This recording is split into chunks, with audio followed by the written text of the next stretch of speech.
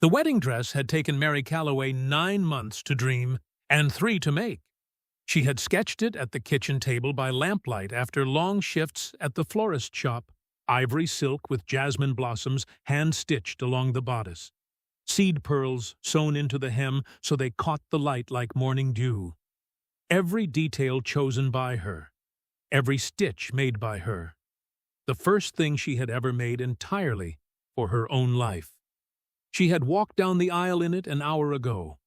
Now she stood at the altar, bouquet trembling in both hands, staring at the space where her groom had been. Daniel Marsh was not looking at her. He was looking at her sister. "Stay with me. You need to hear how this ends." Claire Calloway had always been the kind of beautiful that rearranged a room. Where Mary was quiet and capable and built things slowly with her hands, Claire arrived like weather, immediate, vivid, impossible to ignore.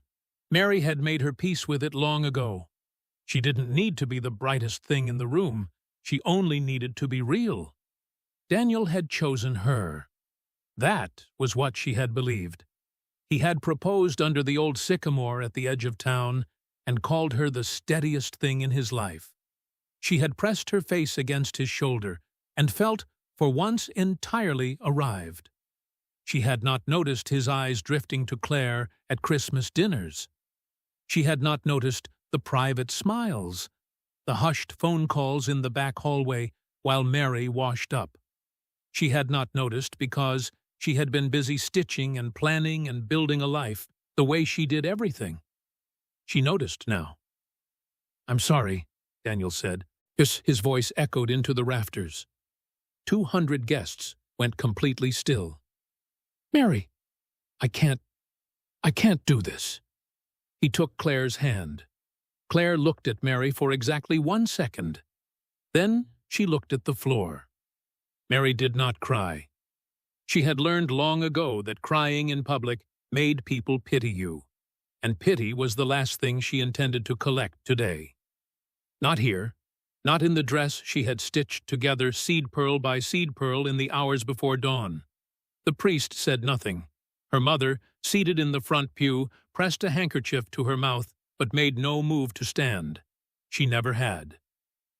Mary waited for something inside herself to collapse. It didn't.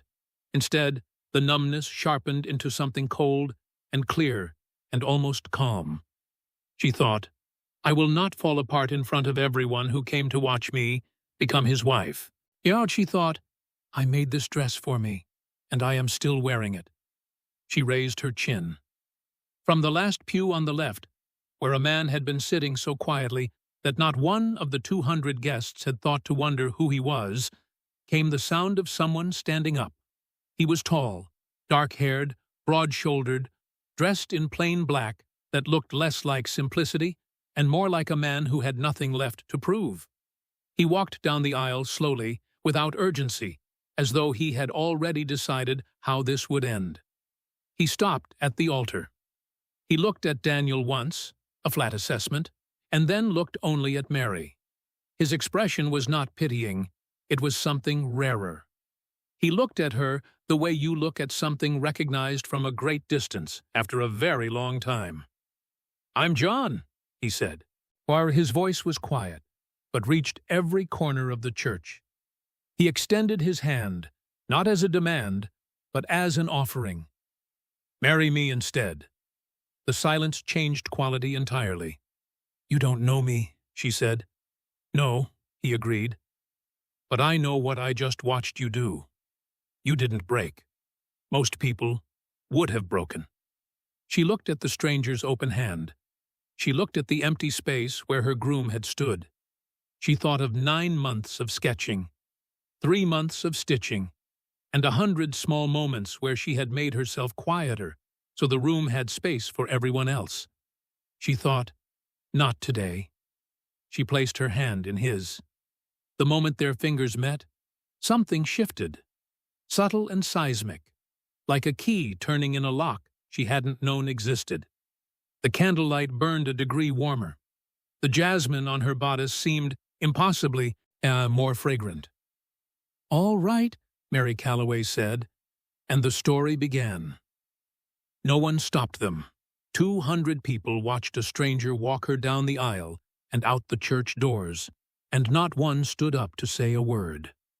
His car was parked directly outside, a black SUV idling at the curb as though it had been waiting all along. She got in with her bouquet still in her lap. He pulled into the street without rushing. Behind them, the church steps filled with guests. She didn't turn to look. She watched the town dissolve in the side mirror, the bakery, the post office, the turning that led to her flat above the florist shop, and then faced forward and breathed. They drove for a long time without speaking. Mary had expected him to explain himself. Most men couldn't tolerate silence for long. Yes, but John drove the way he had walked down the aisle, without urgency, without performance, and the silence between them had weight. The kind that meant something was being decided without words. She broke it first. "Where are we going?" "Somewhere you can breathe." "That's not an answer." "No," he agreed. "But it's true." He asked about the dress, not about Daniel, not about Claire. The dress. "You made it yourself." "Not a question." "Every stitch," she said. 9 months to plan, 3 to make." "That's not just a dress," he said. "That's a declaration." It was such a precise word for it. Not beautiful, not impressive, a declaration, as though he had understood in one glance what had taken her 9 months to articulate to herself. Most people just called it homemade. Most people weren't looking. Something in her chest shifted. Sounded like a window opening in a room closed too long. Gradually, the other things came out. Not all at once, but the way pressure releases through a hairline crack. Growing up in Claire's orbit. Learning early to make herself small so the room had space for everyone else. Daniel, and how she had mistaken his need for steadiness for love. "I think I knew," she said. The fields had given way to forest, light coming through in long, broken shafts. Not about Claire specifically, but I knew something was wrong. I just decided not to be right about it. John didn't tell her it would be all right, or that Daniel was a fool, the things people say that are true and entirely useless. He said, "You were right, and you're still here." "Yes," she said quietly. "I am." It was then she noticed the strangeness. The afternoon fields had been a shade richer than she had ever seen gold. The shadows deeper and bluer. When John reached across to adjust the radio and his hand passed near hers on the console, not touching, just near, the warmth that came off him felt less like body heat and more like recognition. She filed it away. She had a part of her mind for things she couldn't yet explain. The lane curved twice and opened onto iron gates set into a long stone wall, and beyond the wall, old stone, lit windows, a forest pressing close behind it all like something from a story she had decided long ago was not for people like her. "What is this place?" "Home," he said. "For now, it can be yours too, if you want it." She picked up her bouquet and got out of the car. "All right," she said for the second time that day, and she walked toward the door. And the room had windows on 2 sides, east-facing and north-facing, looking out over a walled garden and a lawn that ran toward the forest. Old furniture, white linen, no unnecessary ornamentation. Someone had placed white freesias on the windowsill. Mary stood in the doorway looking at them before she stepped inside. She changed out of the wedding dress carefully, smoothing the ivory silk before laying it over the chair. A staff member named Wren, who moved with the efficiency of someone who anticipated things before they happened, had brought simple dark trousers and a cream shirt. Mary stood at the east window in her borrowed clothes and looked out at the garden. The estate had a particular quiet.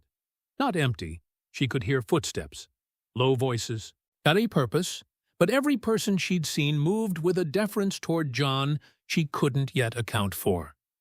Voices dropped half a register when he entered a room, not from fear, but from something closer to instinct. She was still thinking about that when she heard the car on the gravel. She knew before she looked. Daniel's dark blue car, Claire in the passenger seat, her mother in the back, pale yellow hat perfectly on. Mary watched Wren meet them at the gate, watched Daniel make the gesture he made when explaining something he felt he shouldn't have to explain, hands spread slightly, a helpless tilt of the head. She turned from the window, set her borrowed shirt straight, and went downstairs. They were in the front reception hall. High ceilings, stone flags. John was not there. Mary had not asked him to be. This confrontation was hers. Claire spoke first. "Mary, come home. You're embarrassing yourself." Mary looked at her sister, still in the blush bridesmaid dress, hair arranged in the way that looked effortless and had taken 40 minutes. Beautiful and aware of it, and 31 years into using it as a tool. "Am I?" Mary said. It wasn't a question. "You left your own wedding with a stranger. You left my wedding with my groom. We are not the same situation." Daniel tried next. "You don't know anything about this man, Mary." She looked at him. Daniel Marsh, who had called her the steadiest thing in his life, and spent the following year finding his way quietly to her sister. She felt no anger toward him now, only the flat, final clarity of a person who has stopped waiting. "I don't need the apology, Daniel. I needed you to be honest 6 months ago." That's finished." Her mother stepped forward, expression carefully composed. "Sweetheart, this isn't like you." "That's the problem, Mum." Mary's voice was even, not loud, not shaking. "For 31 years, nothing has been like me. Everything has been arranged around what was easiest for everyone else. I made myself smaller, and no one noticed, because Claire was always brighter, and you always chose the path of least disruption. My groom just left the altar with my sister, and you sat in the front row and pressed a handkerchief to your mouth. You didn't stand up. You never stand up." Something moved behind her mother's eyes. A small, invisible rearrangement. The way ice shifts before it gives. "I didn't know what to do." "I know," Mary said. "You never do." "Yeah, that's what I'm telling you." 2 staff members stood at the edge of the room, not watching, but present, the way people are when history wants witnesses. Claire could not hold her gaze. Daniel put his hands in his pockets. Eleanor nodded once, the small nod of someone who has received a truth they cannot dispute, and then turned and walked to the door. Wren opened it. They left. The gravel crunched. The gate closed. Mary stood in the hall and did not move. He was in the far doorway when she turned. He had been there long enough to hear everything and had said nothing, and his expression held the quality of attention you give to things that have impressed you without asking to. "I've never said any of that before," she said. "Not out loud." "I know," John said. "It suited you." Something in her chest, braced since the church, began quietly to loosen. "Thank you," she said, "for not coming in." "Thank you," he said, "for not needing me to. Comment Jasmine right now if you felt that line." She walked toward the doorway where he stood, and he stepped aside to let her through, and they went together toward whatever the evening held. Dinner was a quiet thing, a small table, simple food, easy conversation about the estate and the forest behind it. Mary ate more than she expected, then remembered she hadn't eaten since 6 that morning. That felt like someone else's life. After dinner, she followed the sound of evening air to the balcony. It ran the length of the east wing, wide and stone-flagged, overlooking the garden and the forest beyond. The last light left the sky in long gradients, amber at the horizon, deepening through violet to blue-black overhead. And the air smelled of pine and cold stone, and faintly jasmine climbing the wall below. She heard him come out behind her. She had brought 2 cups of tea from the kitchen without examining why, and held one back without turning around. He took it. They stood at the rail together and looked at the forest in the way of people who have moved past, needing to fill silence with words. She asked the question she had been forming since the church. Who are you, actually? He held his tea and looked at the tree line, considering which true thing to begin with. John Adair, he said. Alpha King of the Northern Territories. She turned it over slowly. The title. The weight of it. The way it explained the iron gates. The deference of the staff.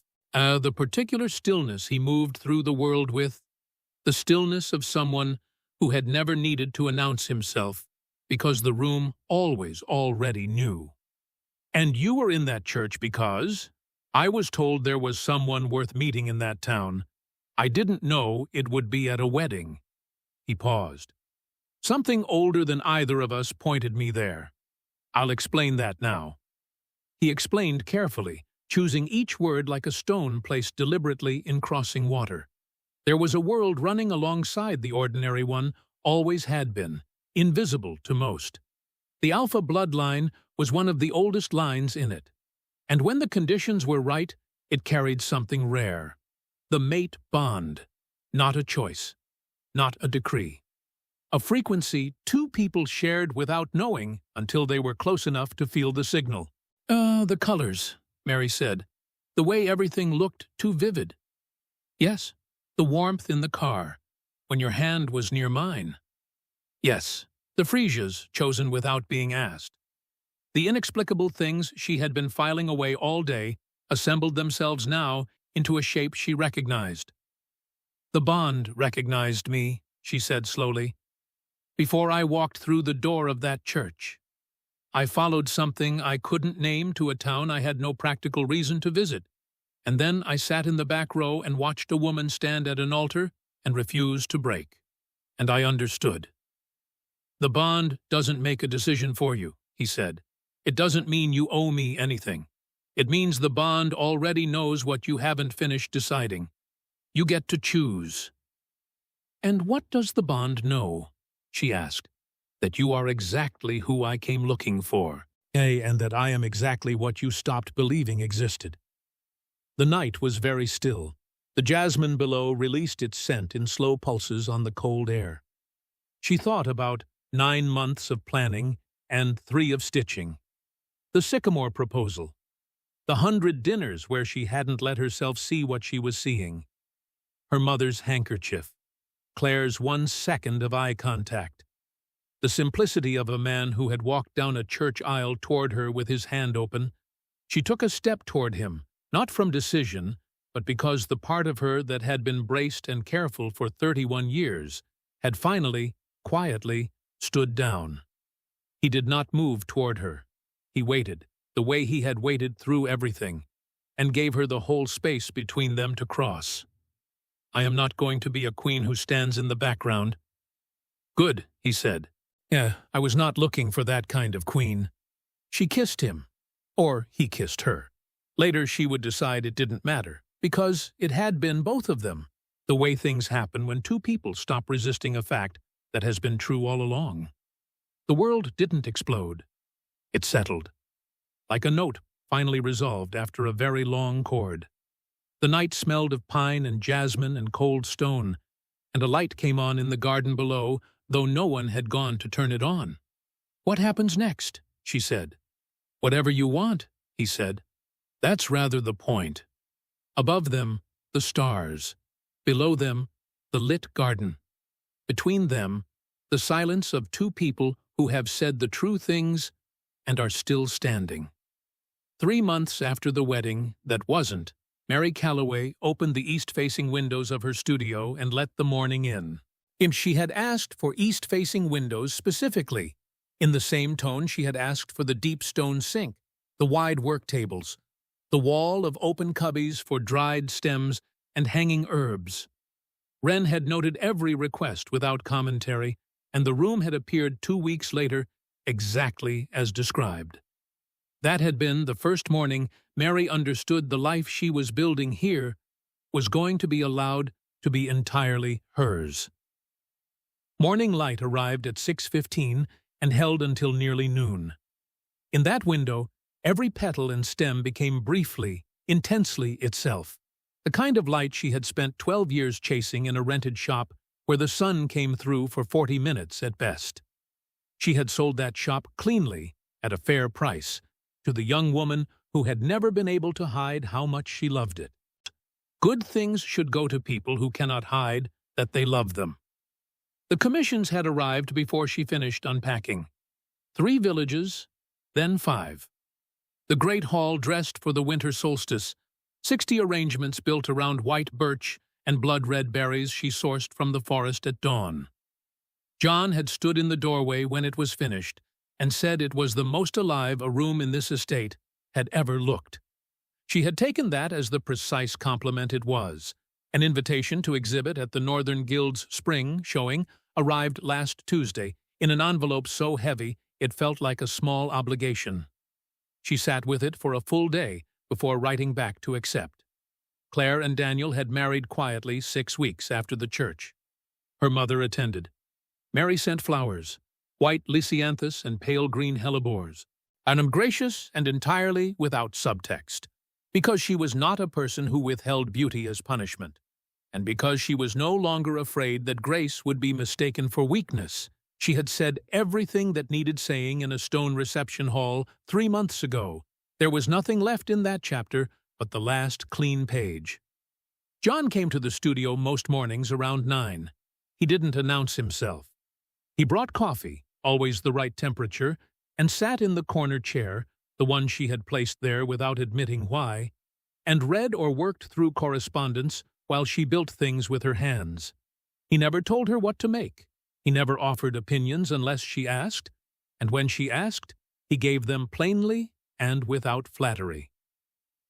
Once, Anna's supplier delivered the wrong order, and she spent 20 minutes on the phone resolving it.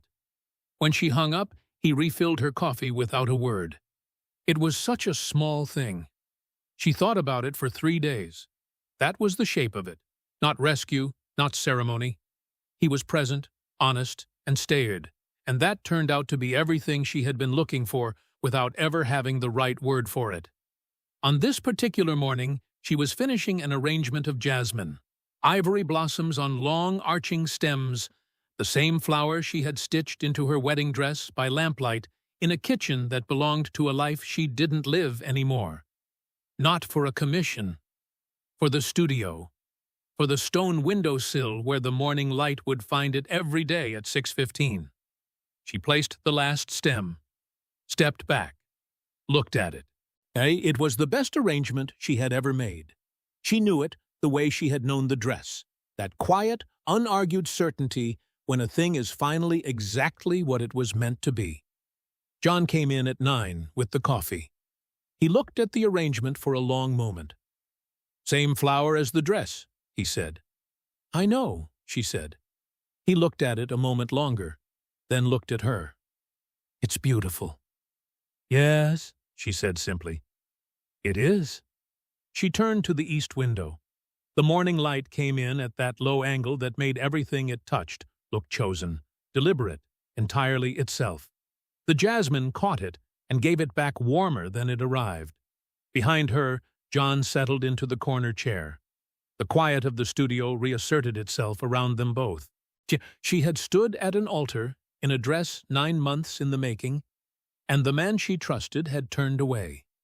She had walked out with a stranger and said all right to things she didn't yet understand. She had faced her mother and her sister and named, out loud, 31 years of being passed over. And the world had not ended. It had opened. She was seen. She was here. She had built this room to her own specifications, and the person in the corner chair was there because she had chosen him, the same way she chose every stem in the arrangement on the sill. Not rescued, not managed, not arranged around someone else's brightness. Chosen. Known.